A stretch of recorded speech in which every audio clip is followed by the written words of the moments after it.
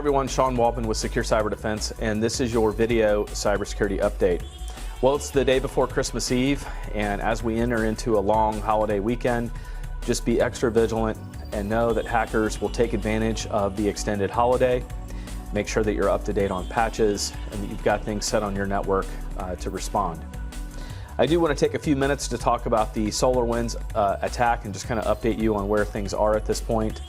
The investigation continues. This is, again, going to take weeks, months, and years in order to go all the way through the forensics to understand the extent of the breaches, what's been affected, what data was compromised, who did it, etc.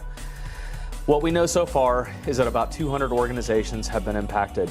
I don't have the breakdown of federal versus private sector. What we do know is that a large number of private sector companies have been compromised, as well as an equal number of federal agencies have also been impacted. From what we've read so far, it might be easier to burn the network down and rebuild it than it would to continue with the investigation. Of course, from a forensic standpoint, we'll have to continue the forensic piece just so that we can understand what data has been accessed, how it was accessed, but at that point, once that's finished, it might be easier to rebuild the network. I say easier, and you rebuild the Department of Homeland Security network. It can't be easy. As far as the guidance that's being followed right now, Secure Cyber Defense is monitoring the SECA document, that's AA20-352A. We'll make sure that we put all the links in the YouTube video below so that you can access those. Indication right now is that SAML tokens were compromised. SAML is a kind of an authentication mechanism primarily used in webmail.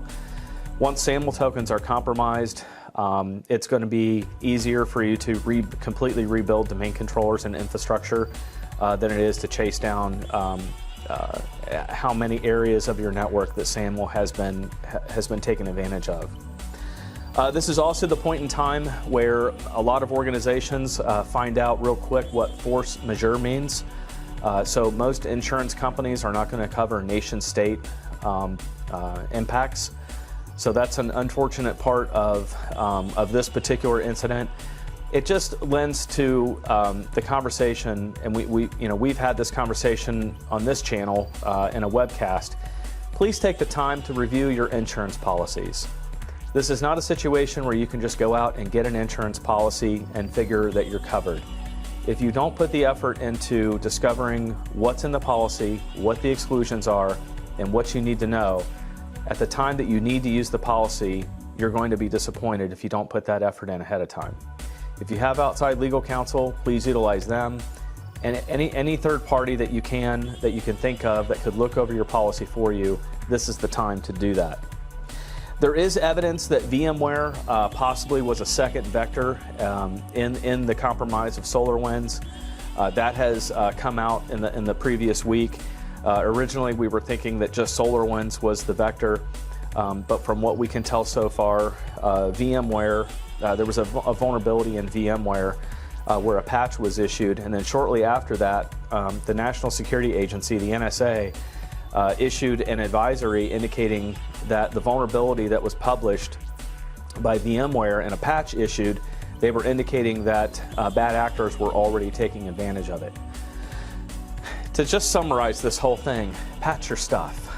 You've got to patch, and you've got to patch often. You've got to patch Microsoft. You've got to patch your third parties. There was, at the beginning of the year, there was the Citrix NetScaler vulnerability. A lot, especially this forward-facing stuff, the assets that you have that are facing the internet or that have a direct access to the internet directly, you've got to patch. And especially during this holiday season right now, you're going to have to patch. If you're going on vacation and there's nobody to back you up, you're going to have to log in and patch while you're on vacation. That's really the only way to do this. Patching, and then replacing your antivirus with an EDR solution, endpoint detection and response. We have been answering tons of EDR questions and installing a lot of EDR installations. That's the only way that you're going to catch this next generation stuff. I'm sorry, but regular antivirus just isn't going to do it. It's just not tuned for that.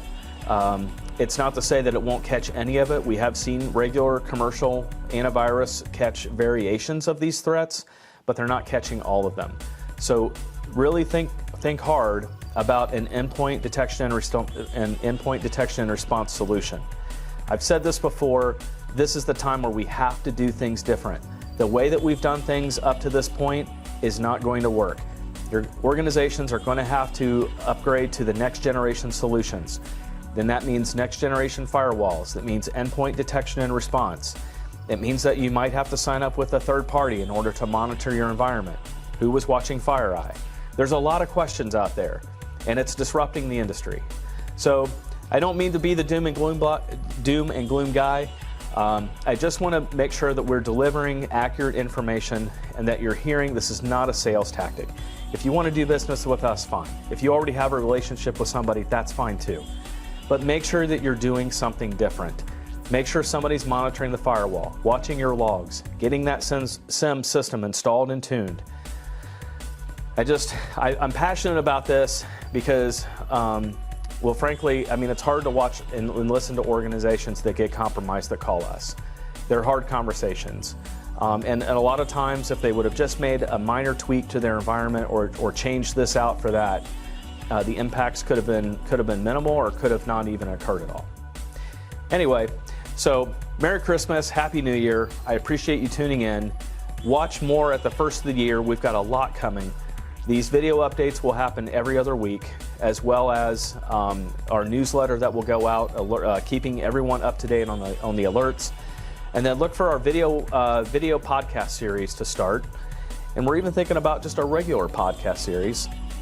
Look for that to come out at the beginning of the year. We have a new marketing team in place. I know they're all very pumped and very energized to get this going and get all this information out. So I wish you guys the best of a Merry Christmas and a Happy New Year, and thanks for joining in. Thanks.